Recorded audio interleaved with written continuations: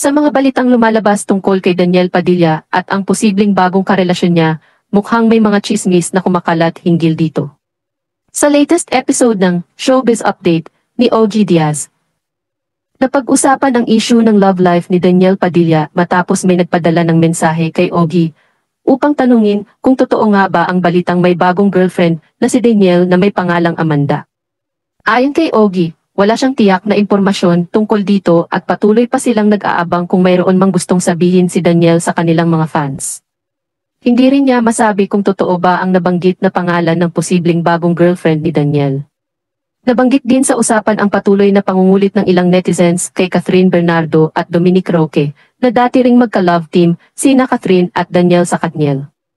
Nakilala ang kanilang tambalan sa showbiz, at masasabing isa sa pinakasikat at minahal na love team sa Pilipinas.